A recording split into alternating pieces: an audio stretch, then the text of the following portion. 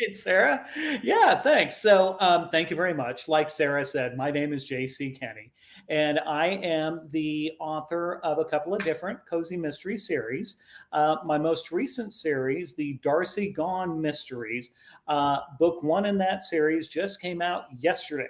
It's called Record Store Reckoning, and I am just thrilled to have it out in the world. It's set in, just for those of you who don't know, I am from Indianapolis, Indiana. And so I set all of my mysteries in the state of Indiana. And this one is set in a fictional town of Marysburg, which is just outside of Muncie, Indiana, the home of Ball State University.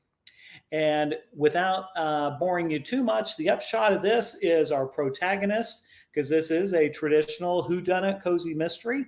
Her name is Darcy Gaughan. She works at a record store, comes home from vacation, and find out that her boss and mentor has been stabbed to death. And when the police rule it a suicide, Darcy says, no way. And so she decides to take things into her own hands and investigates the matter and eventually brings the murderer to justice. So that's a little bit about Record Store Reckoning. So how are the tech issues going, Sarah? Are you ready to talk about your stuff? Okay. Okay. Well,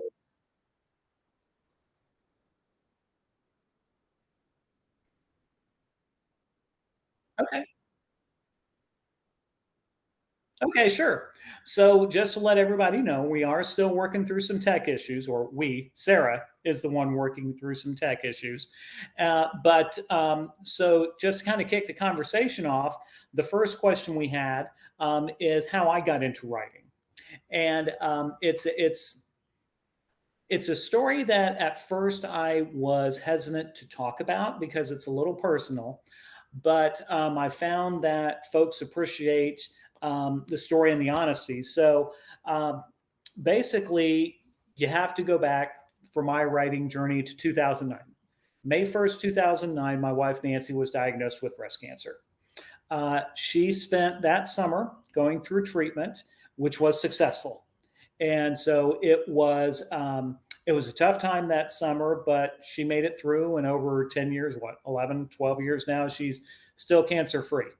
But in the aftermath, I found myself trying to find um, kind of like my answer to what should I be doing as a caregiver of someone who is a cancer survivor. And over time, I just kind of struggled to find my place until it got to the point in 2011 where I was just, to be honest, I was lost. And I found myself in a deep, dark depression contemplating suicide, which is a very dark subject, especially for folks who write cozy mysteries. But I had a story that all of a sudden popped into my head. And it was just the strangest thing because it was like these characters just started literally knocking on the inside of my head, said, Jim, write this story for us. So I began writing that story. And as I did, the depression that I was living with kind of got pushed away a little bit. And I was able to finish that story. And that kind of bought me some time to come to terms with the issues that I was struggling with. And so the early part of 2012, I was able to finally face, my own medical issues, got treatment for depression, and I'm on some medications. And that first story became the first published book I ever wrote.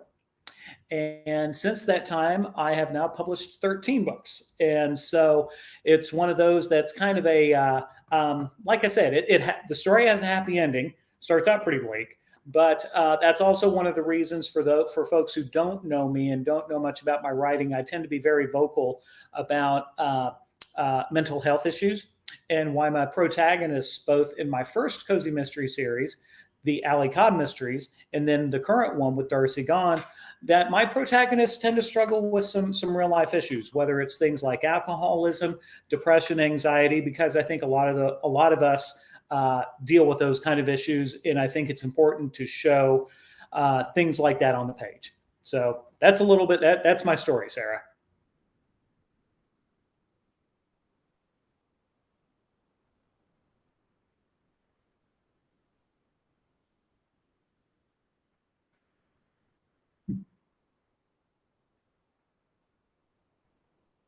You know, mhm, okay. Do we have, well, I'm going to ask the chat, like, can you hear me speaking now?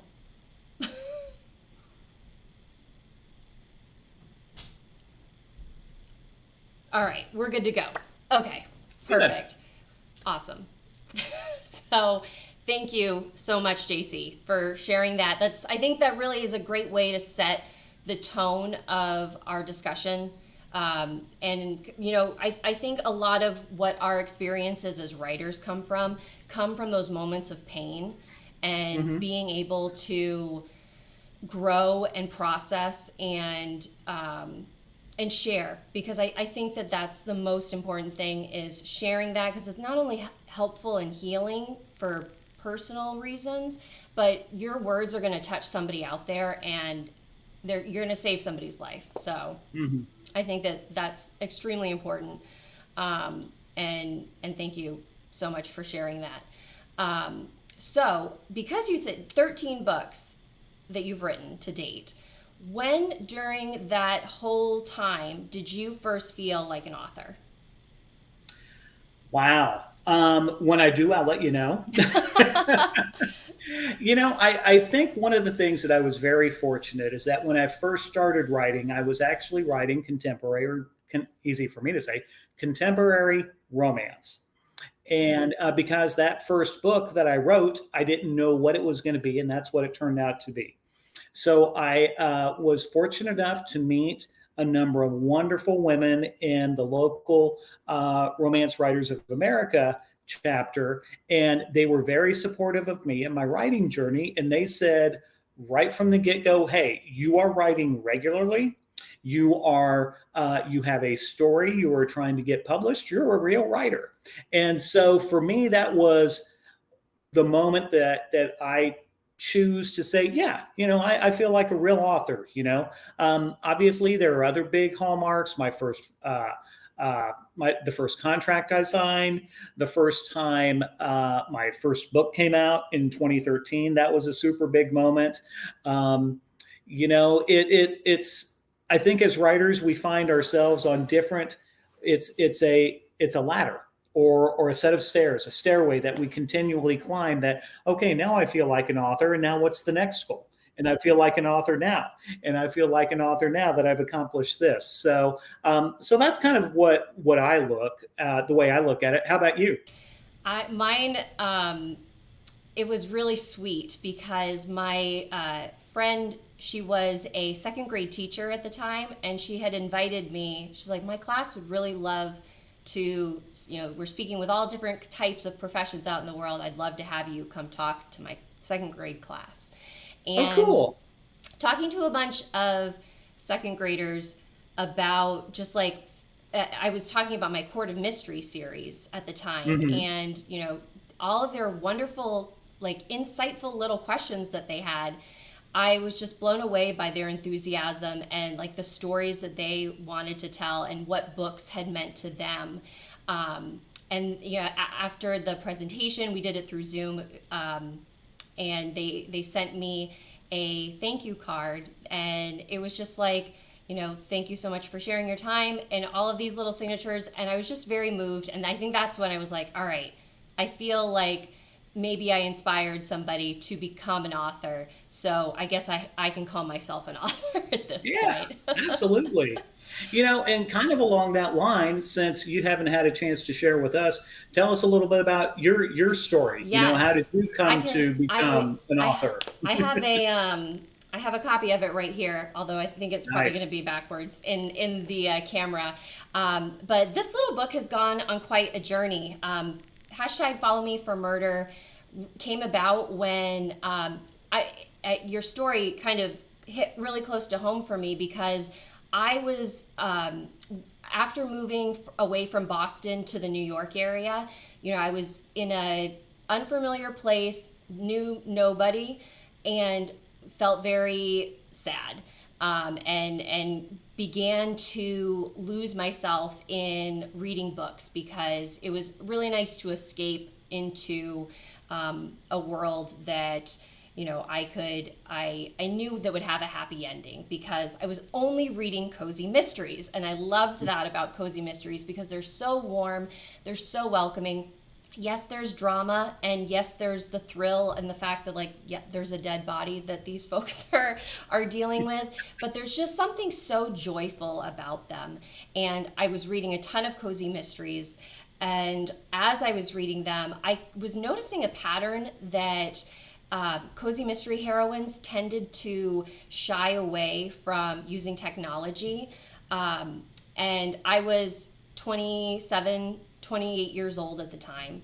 And reading about people that were 27, 28 years old, and they're like, oh, I don't charge my phone, or oh, like, I never take my cell phone with me. It's like, my cell phone is the first thing I interact with every single day. And it's like, I couldn't identify with that particular mindset. So I began to like search, like, I'd love to read about a cozy mystery heroine that relied on technology, that like the first thing that her mind goes to is like, I need to either Google the answer or figure it out via social media. And then I realized, like, wait, what if I just wrote that character? And that's when Coco was just like, hey, nice to meet you. I love the internet. And that's how this little book came to be. So it was really a labor of love of all things. I grew up with social media, and knowing kind of the ins and outs was really helpful and very insightful. But it was, as time went on and I was writing, social media was changing and updates would happen. And when I first wrote this book, you could not zoom in on Instagram to look at photos. And so once that update was pushed out, it's like, oops, I have to like rework things. So you can see like those developments and those changes in the book. So it's definitely um, uh, it's always like Coco's always learning, I'm always learning, and that's what kind of makes it both challenging but also a lot of fun, because the research is like, oh yay, let me go look at celebrity Instagrams. Yeah. Well, I think that's an interesting point you bring up about the use of social media, because I know that so oftentimes uh, authors talk about in the cozy genre that they have chosen to have their amateur sleuths, for whatever reason, not rely on technology. And I figure everybody, that to each their own. But to me, I think that we're in 2022, Mm. that um, yeah, we all have our cell phones. We all have social media. I got a kick out of the fact that you were mentioning the other day your grandparents are looking at blogging. Yeah. So, My to grandmother me, sends me like Bitmoji characters. yeah, Like it's everyone's using technology. yeah, yeah. So I think the folks who choose not to have technology in their books, more power to them, of course. But yeah, I'm like you. I think my sleuths, especially Darcy now. She yeah, it's like, okay, if I'm going to try to figure something out, sure, I'll try to talk to folks. But yeah, I'm going to go on the internet as soon as I can. Yeah, and I think that adding that like dimension to it, the sleuthing process has become really fun because you can kind of cut through the, oh, let me figure out, or let me ask these people like probing questions about like who they are or why they know the victim, but it's, you can kind of get to the meat of the matter much Hmm. quickly, or more quickly, when you kind of have your homework done ahead of time. Yeah, um, I do want to pause for a question that we have in our super. chat. We have someone asking, how do we push the boundaries of the typical cozy mystery? So I think that that's great of what we've been talking about a little bit, in regards to, for on my end, the reliance on technology. And also I think my main character begins her journey. She already has a boyfriend. Her romantic interest is presented to the reader, and that for me was really important because I love the mystery. The mystery is like my favorite thing about writing a cozy mystery. So I wasn't like, I didn't really want there to be like so much romantic drama behind the scenes. So I figured, why don't I start with a heroine that's actually, she's got a boyfriend, she's dealing with relationship issues like everybody else is, and go from there. And that was kind of, I'm not sure, I don't know other cozy mysteries off the top of my head. I'm sure they're out there, but that have like the romantic interest very set already. And Hmm. JC, I don't know if you want to talk about the boundaries, other boundaries that you're pushing beyond, shining a light on mental health. Yeah, that's a really interesting topic. And yeah, I had not really thought about that with your series, Sarah. And that's a really good point that, yeah, yours is a little different in that Coco, she's already got her boyfriend. So we're not going to go down that road because he's there. Mm-hmm. And Coco's boyfriend and all her buds are just the best, by the way. I just love hashtag We'll follow me. talk more about our supporting characters later. That we Yeah. will get to that because I think Yeah. that that's like so much fun to talk about. Oh yeah, but I think for me, the where I would say I maybe push the boundaries or step outside the boundaries of the traditional cozy mystery is, for one thing, my you won't find any recipes or anything like that, like a lot of very popular cozy authors do. I don't cook. I can kind of cook, I'm comfortable around the grill, but beyond that, a lot of those types of things I don't do.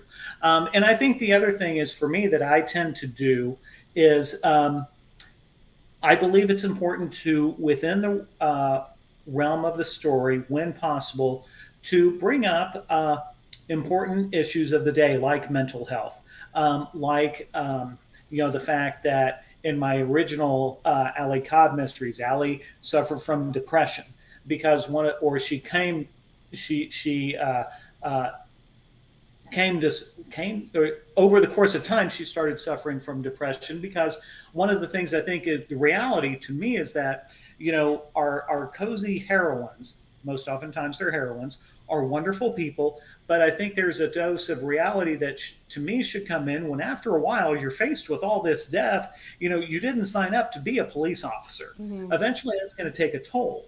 So that's why, to me, the things like mental health, depression, Darcy, she's a recovering alcoholic, and I think again those are issues that we all deal with, and to me, it's important to weave those into the story.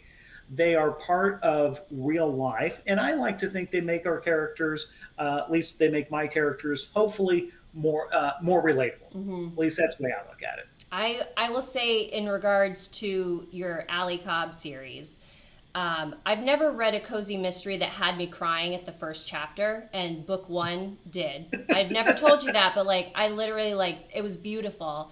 But I found it very inspiring because you're right about the fact that these these characters are being faced with the worst of humanity on a repeated basis, and the fact that they're expected to just bounce back every single time. It's like, oh, I've got another case to solve. It's like these are real people. These are your neighbors. These are your folks from the community. So when I read your Allie Cobb series and read about Allie's journey dealing with all of that heaviness, I was like, this is brilliant because not only is it very relatable and very real, but it the insight and that it provides, I think, makes characters so much more well rounded. So I very much applaud that. Well, thank you. And one of the things along that line that I want to mention, as far as your books, obviously, Coco, we just had the first book of that series, and then also along the line of, with your other new series, do you have that book handy? You can't handle the truth, I happen which to right is here. Yes, I it's do. it's it's a lovely story, and those are both your first books in both of those series. Yeah. But with your Jack's books, with your Court of Mystery books, I Mm. think one of the things that, while I like to think they're cozy mysteries, kind of in that fantasy realm, is that here you have a woman who is a head of state. She's in charge of a lot of stuff, and I think it's interesting how and within the realm of fantasy, it how you ground that in reality because here things happen. She, needs to address these issues, and especially as that series goes on, with more things happening, and not only within her own little kingdom slash duchy, but within the entire world that she's in. It's I just think it's really fascinating the way you've developed that whole thing as it goes on. That yes, she does have some core folks behind her, but it's not easy Mm. when she has this gift or talent of solving these mysteries, but she's got to keep you know She's got to keep everybody in line. yeah, yeah.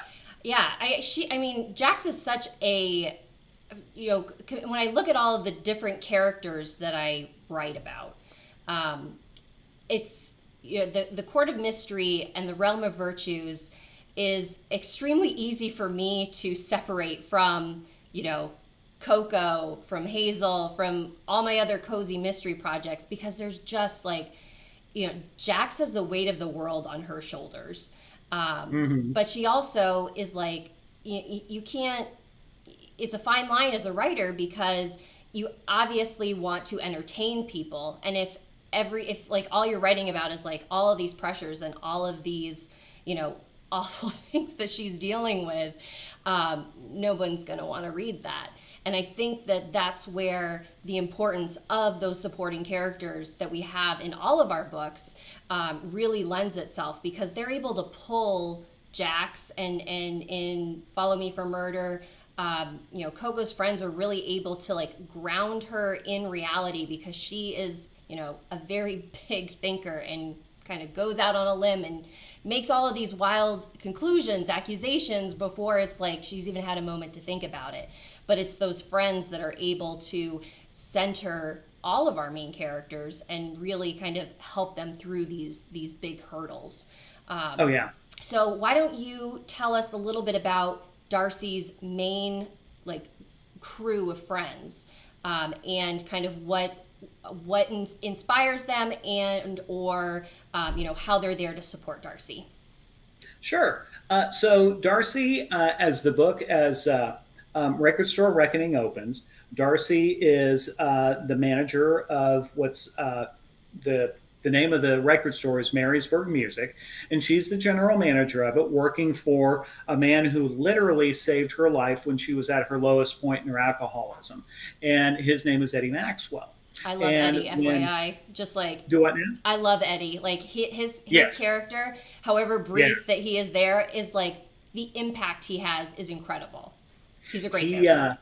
I borrowed a lot of. I had a college professor who I just adored, and so I kind of pictured that college professor as Eddie, just this larger than a real larger than life person who loved everything and made everybody's lives better.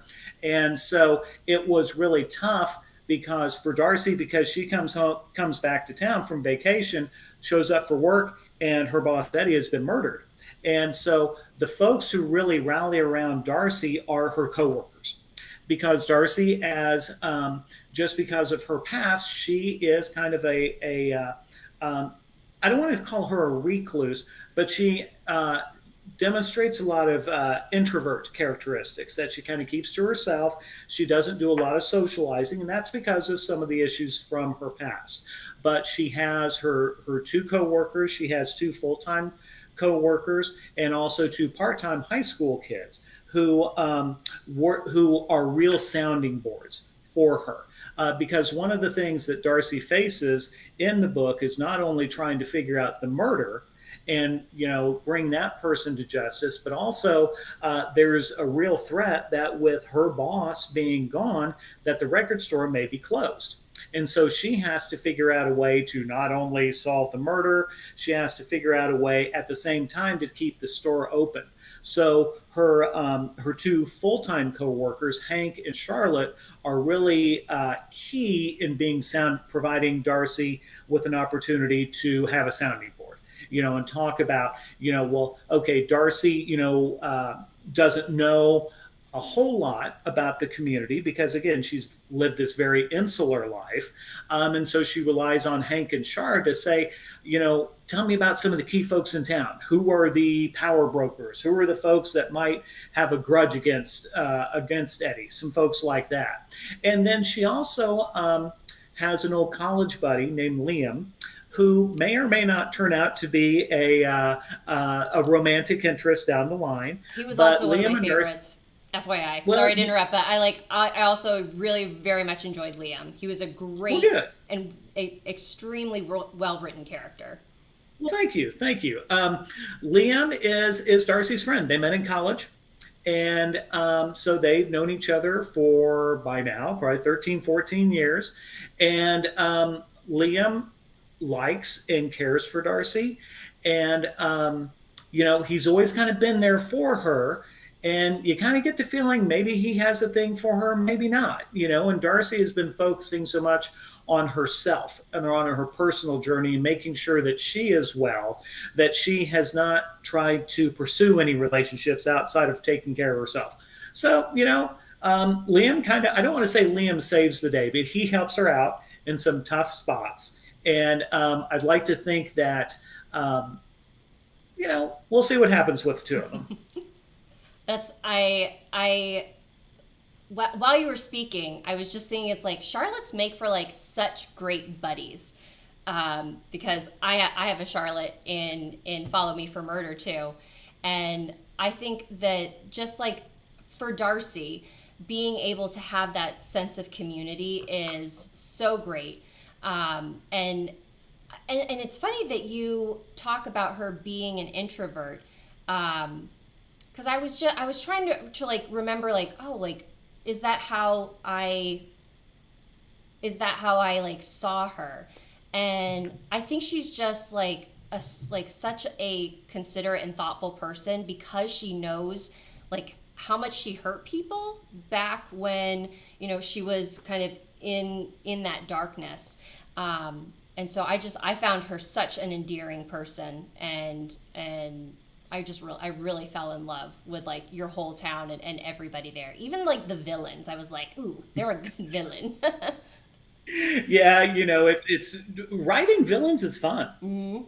Because it's like, okay, how can I make somebody, evil, but they're suave and all that kind of stuff at the same time. So tell us about some of Coco's buds. She's got a really nice crew with She her. does. Coco was, I mean, she wouldn't be who she is without Jasper, her best friend from way back in second grade. They just like have built each other up so much over the years.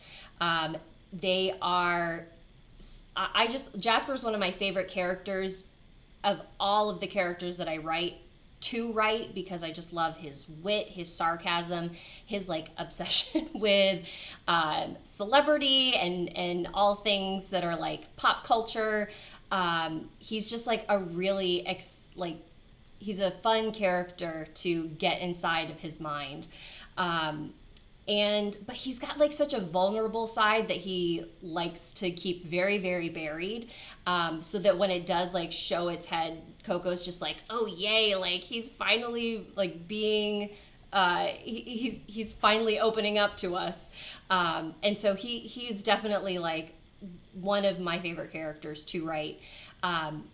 Coco's friend Charlotte, she is actually someone that Coco befriended after Coco had her like celebrity moment. So there, it's funny because I actually realized this today, but Coco's three main like supports, which are Hudson, her boyfriend, Jasper, her best friend, and Charlotte, her best female friend. They all encountered Coco at various stages of her life. Jasper's been there since childhood. Hudson, they began dating just as she was like on the cusp of her social media app that she was a part of with her college friends before it was acquired by Facebook, and they came into a lot of money and came into a lot of publicity, and her like stardom really took off. And then she encounters Charlotte once she's come back home to Central Shores and decided like I love the celebrity lifestyle, but I hate the celebrity lifestyle, so I have to figure out a way to be happy and to live my life the way that I would like to. So she's met all of these different characters at different points in her life, yet they all just like mesh so well with each other. Charlotte and Jasper are very good friends with one another. Hudson fits right into the group in his like dry, stoic manner, and they're just like I would their support that they give, and sometimes they're Coco's like biggest challengers, where they're just like, hey, we're gonna support you however we can, but we're also gonna call you out when you're going off the deep end. So I think that they provide just like the perfect balance to Coco's like wild intuition and whatnot. And I just have a lot of fun writing them, and that's why Coco does a lot of her sleuthing with at least one of them. She doesn't do a lot of things by herself, because if she does, she usually gets into trouble doing it. Yes, Which is yes. probably a smart thing when you're looking into a murder investigation. Like, you want to buddy up with people. Um, Hmm. we have another question in our chat that I do want to make sure Sure. that we get to. Do we ever write a character planning to kill them off, but come to like them too much to do it? Or do characters ever change your planned direction for writing a story's plot? That's a big one. Ooh, And for me, yeah. I'm possibly gonna give some spoilers, but I will let you have the floor first. I've got to think about that. I know that I have had characters um, who took on a life of their own, much more than I expected. Mm-hmm. Um, for example, when I think about, I go back to my Allie Cobb series with those books. I always knew that Allie was going to have um, a best friend Mm-hmm. named Sloane. And Sloane is a character that Allie grew up with. They were best buds from from day one practically. But I really wasn't prepared to see how critical Sloane was going to be in Allie's life. And so Sloane's character kind of took over on her own, and she is really what I have come to describe during the stories.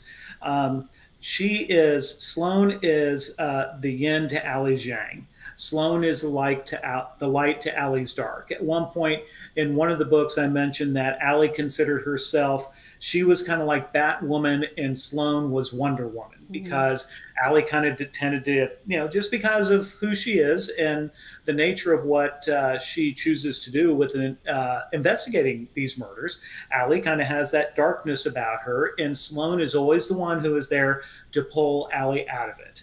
And Sloane's had a tough go as a child, also, and I don't want to get into too much of that. But Sloane is the one that I look back at and say, I hope everybody in their life can have somebody as a friend like Sloane, because she is. She's gotten her happily ever after, kind of, and she is kind, and she just makes the world better. So she's the one person I can think of really that took off on her own thing and said, Jim, this is the way it's going to be. So, That I mean, having read your Allie Cobb series, that's amazing for me to learn, because she just like fits into Allie's life so perfectly, that to mhm. know that didn't necessarily like that wasn't a goal to begin with. That's wild to learn. Yeah, Um, yeah. Well, how about you? well, I have many people that I think that I just because I have written at this. I've actually lost count of how many books I've written at this point where somebody is gone.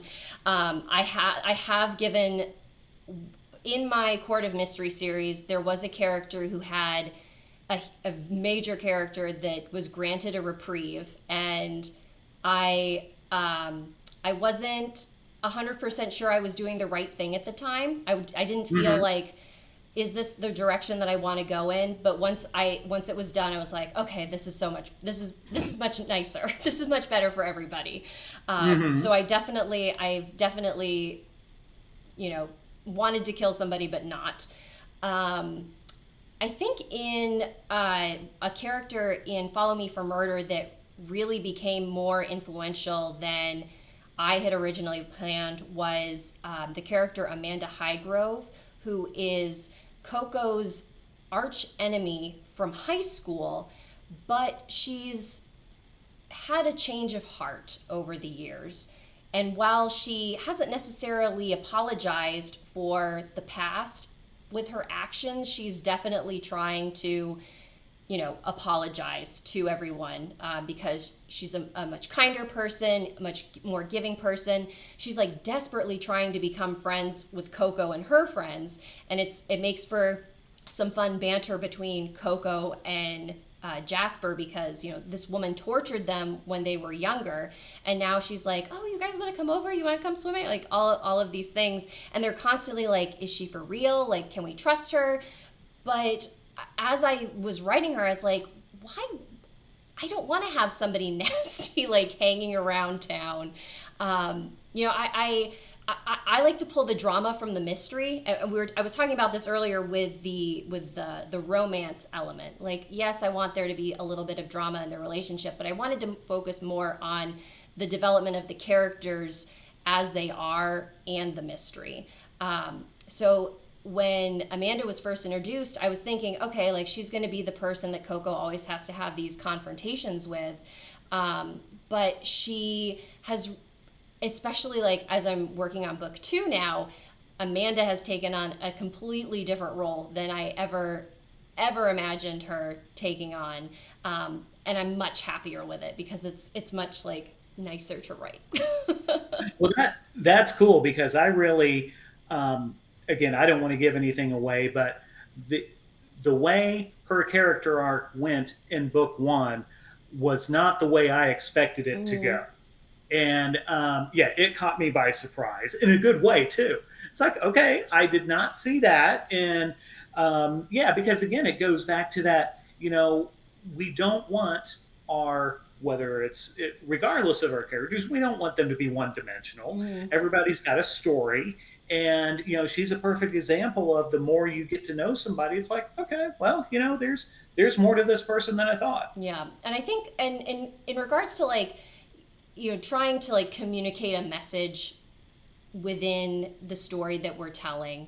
Um, I think another thing for me was that people are capable of change and they're capable of growth. And I would like to see the best in humanity for the stories that I'm writing. Yes, I have villains and I have bad people that are doing bad things, but those people are getting punished and and the good always triumphs. And that's something that's really important for me because like the world is insane enough as it is. So it's Yeah. like I really just want to, show though that people are capable of goodness when given the chance, even given time to grow and to understand. Okay, the things I did in the past were wrong.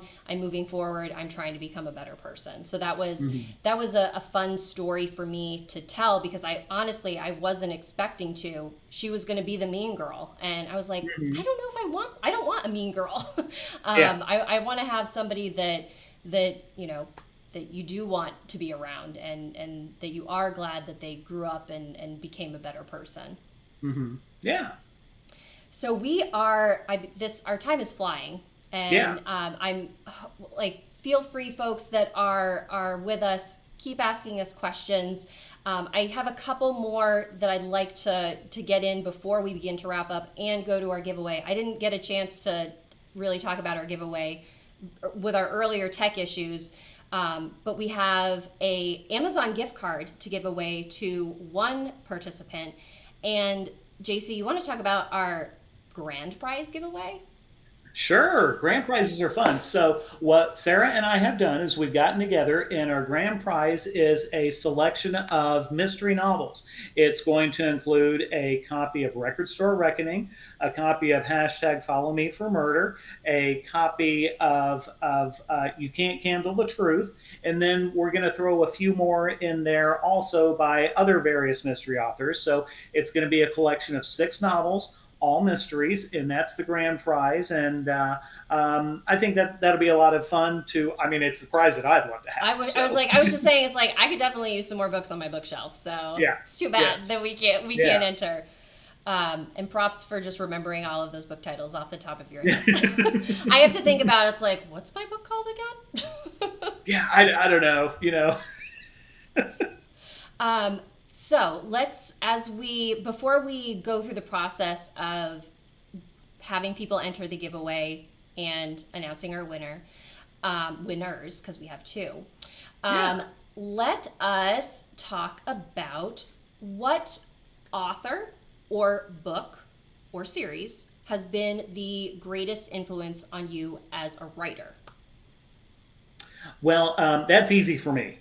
My greatest influence as a writer, it all goes back to Agatha Christie, and I want to say that I do recognize that her books have a lot of folks say they've not necessarily aged well because of some of the racist attitudes that she had in her books, and I totally accept that. But in terms of the mystery writing, my mom was a huge Agatha Christie fan. She loved the books by her, other giants of the golden age of mystery era. Nia Marsh, some of those folks, and so I grew up around books that were very similar to cozy mysteries, and so I was introduced them as a young person, and then as I got older, I found that really I just when I'm in a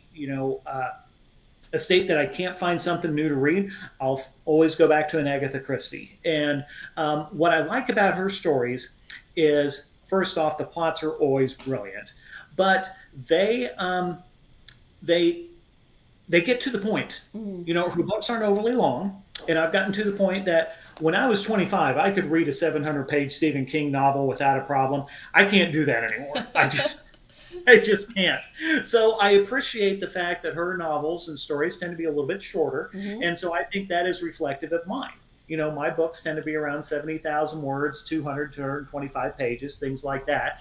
So she is a heavy influence on me, and I just can't thank my mom enough for being a fan and transferring that to me. So how about you, Sarah? So you're talking about Agatha Christie. I would be remiss if I didn't talk about my beloved idol, Nancy Drew. I Yes. have my Nancy Drew's Guide to Life at my desk, like within arm's reach. Um, I I really can't express how much I love Nancy and how she just got me through my childhood. When I was in second grade, we moved from Florida to the woods of Maine, and it was very much an adjustment that I probably got used to maybe like a year ago.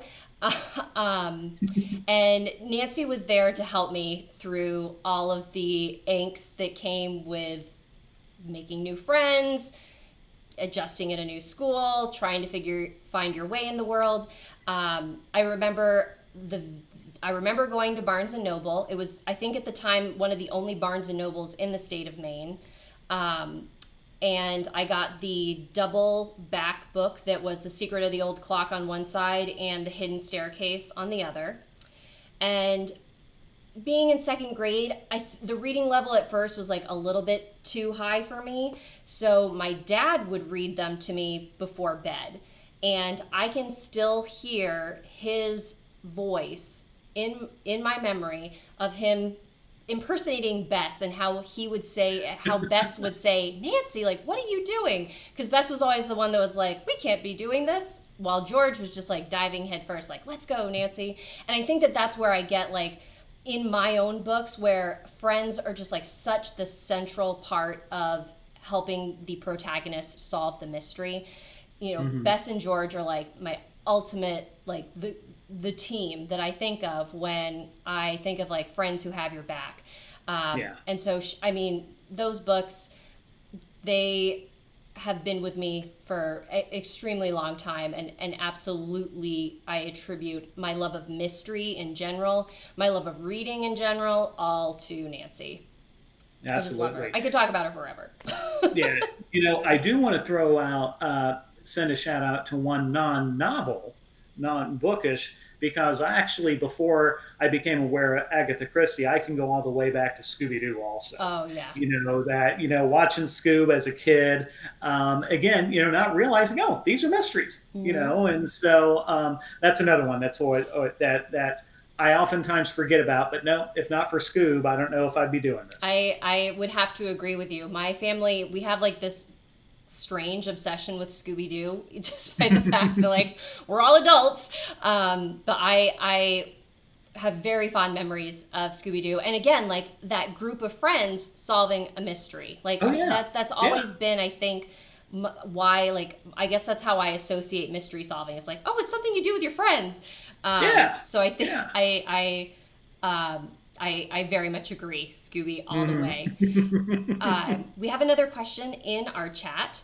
Are Super. are we plotters or pantsters, or a combination of both? And for those of you who might not know what a plotter or a pantster is, I hope I know what they are. I might be wrong. Plotters are folks that like outline in detail about what they're gonna write. Pantsters are, I'm sitting down in front of my computer, my laptop, my notebook, and I'm gonna write something. Yeah, yeah. Um, Um, I'm why definitely don't a you take the lead plotter. with that one, Sarah? I'm definitely a plotter, but I I do this thing where I divvy my books into days, where this is what's happening on day one, day two, day three, day four, because it helps me keep track of like how long is this book, how long is this going to take my characters to solve the mystery, but what they're doing on those days, like it could be something as simple like Coco's going to a gala, and it's like, okay, well, she's going to a gala, and by the end of the day she has to know X, Y, and Z about her mystery. So, but everything else, like, have fun figuring out like how is she getting there, what is she eating, who is she going with. So I think I start out plotting, and then I go off on my own and figure things out from there. Yeah, I think that's a fun way to do it. I am. I have a lot of similarities to that. I always start with I refer to as the story nugget that Mm-hmm. somebody got killed this way, and so then from there I kind of build out. In that I'll write out a couple pages worth of just handwritten notes saying, okay, based on that story, idea, these are some things that are going to happen. From there, then I actually put together a timeline like you do, Sarah, where I break it out. It's like, okay, from here. And then that timeline, usually my books typically cover about a 2 week period, Mm-hmm. just because I prefer them to happen in a fairly short period of time.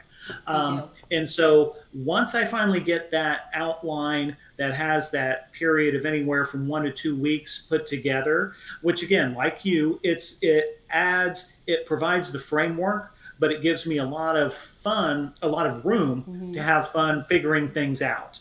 It's like, okay, what exactly is going to happen here? But once I have that timeline put together, that's when I'll go ahead and actually sit down to write. So yeah, I do a lot of that plotting ahead of time. I know some authors, they don't know who the murderer is until they get to the end of the book. I That can't. blows my mind.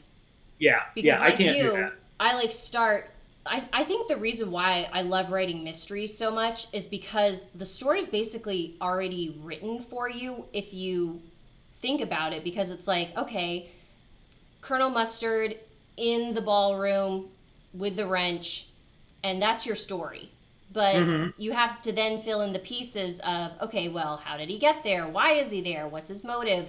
How are we going to figure this out? And I Hmm. think since you can like start small and then grow big around it, um, I think that's why mysteries are the only books that I've ever finished writing.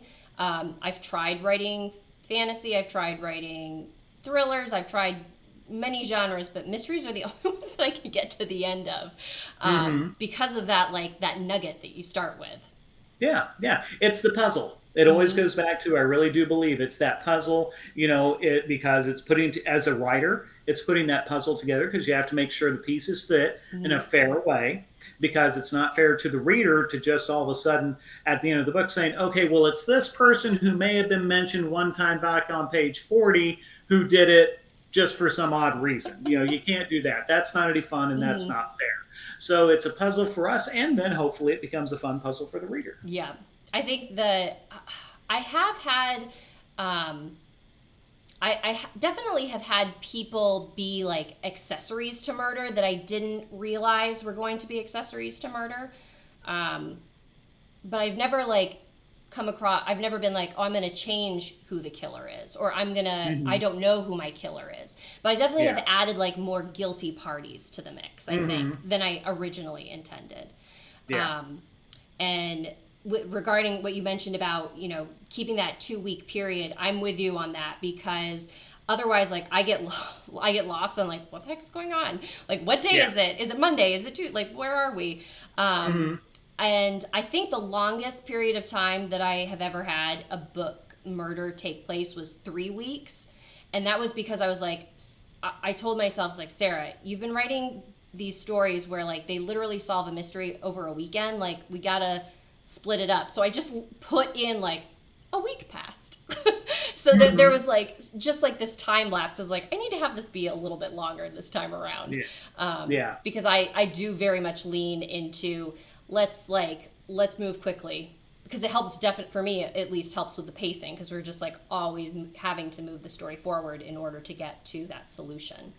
Well, and the way I look at it too, in modern times, that it's a race against, to a certain degree, the clock, but also a race, I hate to say against the police, but I mean, our amateur sleuths are the one you figure, we know Mm-hmm. the police are investigating these cases in one form or another. But it's, to me, I always look at it that, okay, well, I need to make sure that my amateur sleuth figures it out first. Mm-hmm. And so that's part of the reason I don't have them extend for a long time, because I don't think that's really fair to the I police. It's think like I think you're they're right. working. Yeah. Although sometimes watching, I recently like rewatched every episode of CSI, and like seeing like the DNA testing and the information that they have access to on the show. You think, oh, it's they get this like 20 minutes, but in reality stuff like this can like take weeks at a time. Oh, yeah. um, Yeah. so it's definitely, you have to, it is a race against time. Yeah. We have another question. Do you ever mourn a character that you kill? And I think for me, I tend to kill people that I don't like in my books because of that very reason. Like, I don't want to kill good people. Um, I have killed good people, actually. The two characters, in the person who dies in You Can't Handle the Truth and the Yeah. person who dies in Follow Me for Murder, both of them are good people. Yes, they have skeletons in their closet, but they are good people at heart. Where I've actually mourned is somebody that I had be a killer, and it was a really like bittersweet like moment, because it needed to happen, and it was unfortunate, and it was kind of like you're up against a rock and a hard place, and the person chose the probably the worst of two evils, in this instance. And so you almost had a little bit of compassion for them, because I felt just so bad that like this is what they felt they had to do in order to survive, in order to help their family and whatnot. And so when I finished writing that book, I was like, oh my God, like my sense of justice is all over the place, because I felt really bad for the killer. Mm-hmm. Yeah, I can. What is that by any chance in your Jack's books? It Because is. yes, yeah, there was one. It's like, oh man, Yeah. I couldn't believe that. Yeah, I sometimes was um, like, I can't believe I did that. yeah. And that's one of the things that we often are told, that in the cozy world, typically are murder. The murder victims typically aren't very likable people, Mm, because our readers, they don't want to like someone, or they yeah. don't want to who's been murdered. I think for me, probably the toughest one would have been in book 3 of my Ali Cobb mysteries. A mysterious mix-up. when the local The librarian is murdered. librarian, yes, that Yes. one was really sad. Yeah, that was tough because that woman was another mentor to Allie, Mm-hmm. and so that was tough. But I thought it was just kind of one of those things that um, again, sometimes good folks do get murdered, Mm-hmm. and that's sad. But that's why, again, to your point, like you mentioned a number of times, justice prevails in the end. The bad guys get caught. Mm-hmm. And I think that also, as you mentioned, because that's book 3 in your series, um, for us as writers, thinking about how we can continually have our character be invested in solving crimes. I think then you have to lean more in on certain situations to pull those heartstrings, because why is Allie still looking into crime solving when Yeah, she has her agency is flourishing and all of this stuff. But if you are, if someone close to you is killed and you want answers, it's much more believable to the reader at that point than like, oh, like the meanest person in town got killed, like good riddance. yeah, And in that frame that it's like, we're continually having to sell to readers the reason why our amateur sleuth is involved in this to begin with. And I yeah. think from a writing perspective, it's a lot easier when the main character cares about the person or is invested in that person. You can either Hmm. have so and so is accused of murder and they need to clear their name, or this is my victim and we need to bring their killer to justice. Yeah, And I think that those are two tools that we're able to use to make that to sell that believability. yeah, yeah. Ooh, gosh, we are just talking away. It's already 9:30. Yeah. So we'll pause. We're gonna do have our folks enter for the giveaways. Hmm. My thought is that everybody will type into the chat the special word, which we will tell you shortly. JC, I'm going to let you have the honor of telling them what the special word is, because I realized that Okay. we never really solidified that. So, as since we're celebrating your release yesterday, you get to do the honors. I'm Okay. thinking Okay. everybody will type the special word into our chat. We will randomly select through YouTube whom our winners are, and then if you guys could email me at, and I'll put my email contact info in the chat. It'll be contact at saraheburr.com. Email me your email address if you are our Amazon gift card winner, and your mailing address if you are our grand prize March Mystery Madness bundle winner. So, JC, what is our special word that our people who want to participate in the giveaway would like to enter into the chat? Okay, so for the first giveaway, which is for the Amazon gift card, the special word is mystery. Ooh, that's a good one. Yeah, Where did yeah, you I come up really with had that to one? win on that. And this is for the Amazon gift card. So we'll give folks a few seconds to type in mystery, and then Sarah, I'm going to let you Oh God. make the call for the big prize because before we get out of here, folks, this event would not have happened without all of Sarah's hard work. She figured out how we could pull this off. She put together the graphics. She did it all. I'm just basically, I'm like the groom at a wedding. Basically, I was told when to show up and where, and she did all the tech wizardry. So, Sarah, kudos to you on that, Well, and thank I you very much. I thank you for basically being willing to try this out. This is again, as JC was talking about earlier, when we were having our wonderful tech issues. This is the first time that we have tried anything like this before. I hope it's not the last, because now that I know Yeah. where sound is supposed to be coming out of, this I mean and the fact that you took the time to spend and chat with me, I thank you for allowing me this time with you, because it Yeah. has been, as a huge fan of your Allie Cobb series and now of Darcy, it's so wonderful to talk to you about writing and all things mystery. Yeah, Um, well, you too, Sarah. I love your characters from Jax to Hazel to Coco. You've got some wonderful folks. Before we go to the grand prize, I do have one question. I think I know the answer to this, but I would love to have confirmation. So in your Jax books, I refer to them as Jax because I have a hard time pronouncing Jacqueline Arienta Xavier. Is that correct for her full you name? know, that's a great question, because when I pronounce it, I think I pronounce it differently every time. Okay.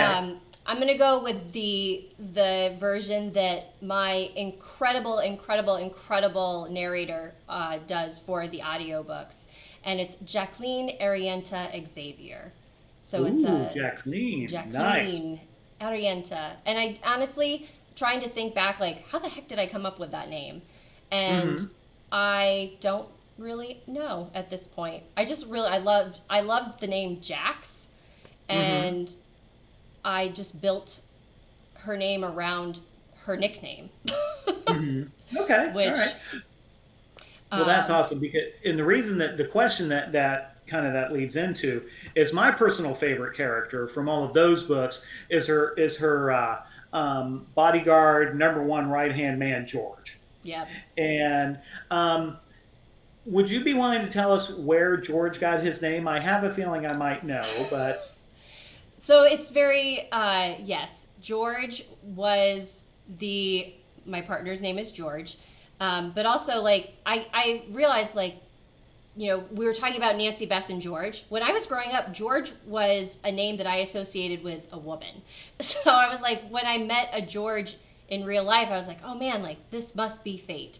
And so like, George is a constant source of support for Jax. And I was like, who in my life is a constant sense of support, and where can I pull like a strong figure from? And I was like, oh, I have to my homage. So nice. that's how George Solomon got his name. Very But nice.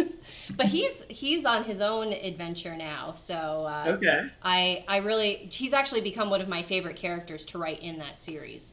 Mm-hmm. And he may be getting his own spin-off in the near to distant future. So Nice, nice. I look forward to that. that's Super. Well, thank you for indulging me. oh, you're very welcome. Um, I have a question for you when we switch to the grand prize, and okay, okay. that'll be some good for passing some time. Okay, so I'm going to let YouTube do its fun little algorithm thing, and when I'm going to read your username off, I apologize up front if I mispronounce your username. I'm probably going to spell it if I can't pronounce it, because I want to make sure we know who is who. So the winner um, of our Amazon gift card is going to be, I'm actually going to paste it into our chat, hopefully, if all goes well. Do, do, do. Our winner is TIBLNC. Congratulations. You have won an Amazon Yay! gift card.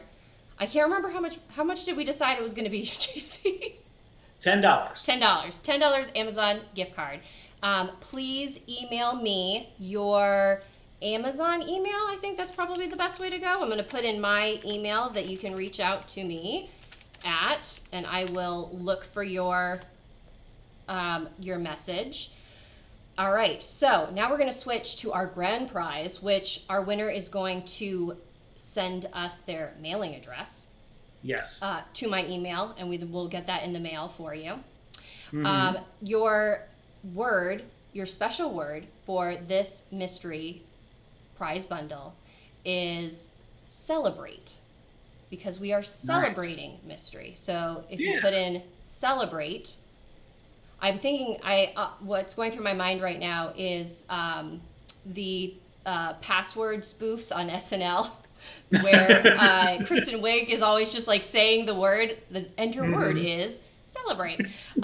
So yes. So while we wait for folks to put in the word celebrate and into the chat, um, JC, your favorite episode of Psych? If you can pick, I was honestly, I was trying to, because I was like, I need to know. Because for those of you who are watching, JC and I have a special connection where we talk in psych gifts. And I, I mean, sometimes it's what makes my day because it's just like, it captures the moment perfectly. Another instance where, solid friends, best friends are solving mysteries together. That's right. I think Yeah. we have a theme. Yeah. Sean and Gus forever. Man, that's a tough one. Probably the one that comes to mind, um, I have to go the first, and I can't remember the name of the episode, but when Ali Sheedy makes her first guest appearance. Mm-hmm.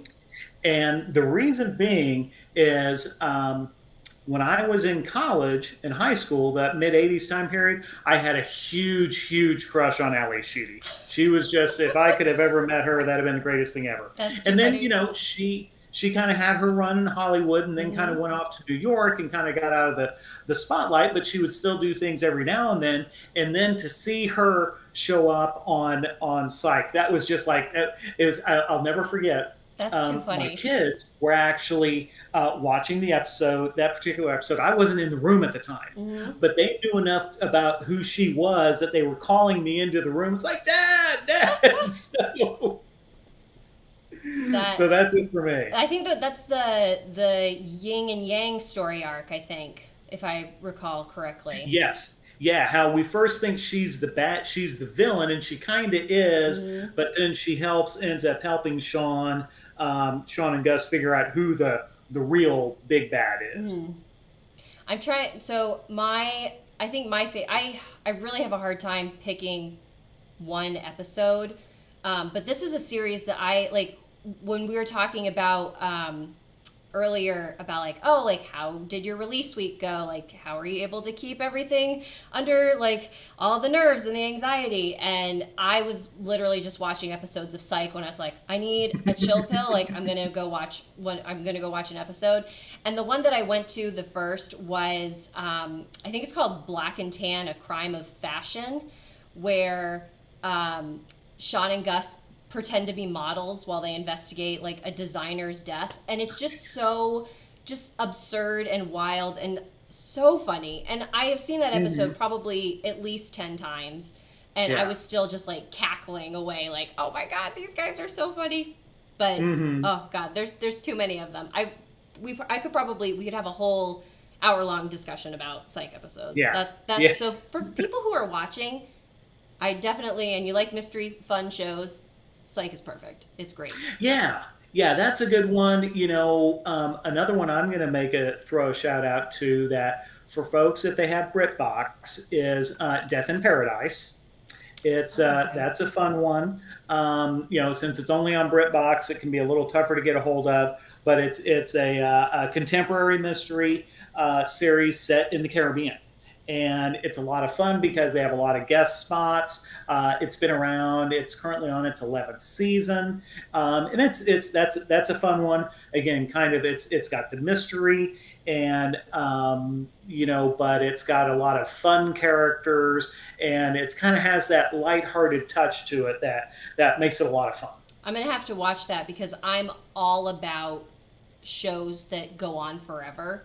Hmm. Um, because I've been going through these like, oh, it's only 2 seasons long. It's like I need more.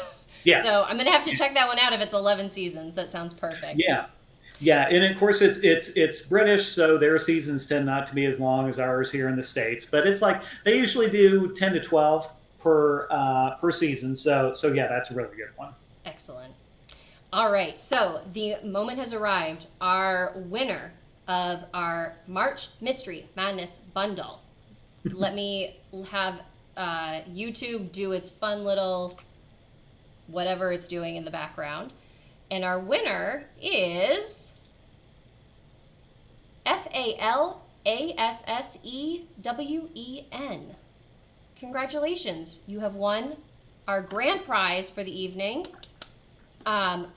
Please email me your mailing address at your earliest convenience. I will put my contact info back in for you to shoot that over to me. Congratulations, that's very exciting. Hopefully you enjoy reading Record Store Reckoning, #Follow Me for Murder, and all of our wonderful books that we've put together to celebrate all things mystery, because we definitely love mysteries here. Yeah. And just to let the grand prize winner for that one know, that will be coming from. I'm taking the lead on mailing that out. I'm currently out of town, actually, so it will be sometime next week before I'm able to get those out in the mail. But just to kind of let you know. Yeah, JC has like interrupted his vacation to do this. It's not interrupted vacation. It was kind of one of those things. Vacation was scheduled, book coming out, so it's book release vacation. It's all good. Perfect. Well, I mean, we have covered a lot of ground. It started off a little rocky, but we got there. And yeah. Thank goodness, because I had a wonderful time speaking with you. And thank you so much to our audience for joining us. Thank you for your participation. Much. Thank you for your cheers and your questions. Thank you for hanging in.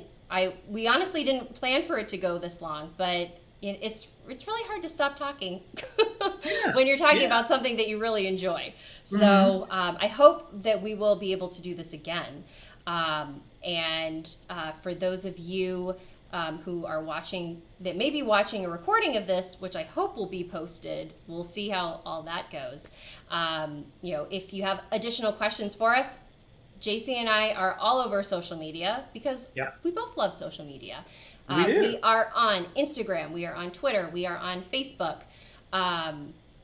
That's pretty much where I am. I don't know, JC, if you are anywhere else. I haven't ventured into the other areas at this point. Yeah, no TikTok or Pinterest for me. There's too much. I do Pinterest. I sometimes will put pictures, especially for the Court of Mystery series. I'm like, that's a dress that I think Jax would wear, but that's pretty much all I do on Pinterest. Yeah.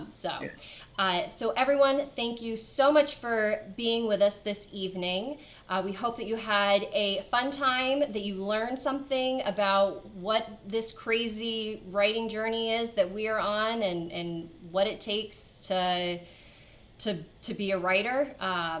And for parting words, if you are thinking about writing a book, or you're thinking about dabbling into mysteries, please join us on social media, because the writing and author community is so wonderful, so strong. It's how I met JC to begin with. It's how Coco got published to begin with. I also have to give a shout out to the fact that JC, you were the one that was like, hey, you should submit this to my agent because she is looking for mysteries. And that's how it happened. So I would definitely encourage anyone out there who is looking to write a book, to publish a book, join us on social media, because the community is wonderful, the community is caring, and we're all in this together. Absolutely. Couldn't say it better. All right. Thanks for joining us, everybody. Have a good rest of your night. Take care.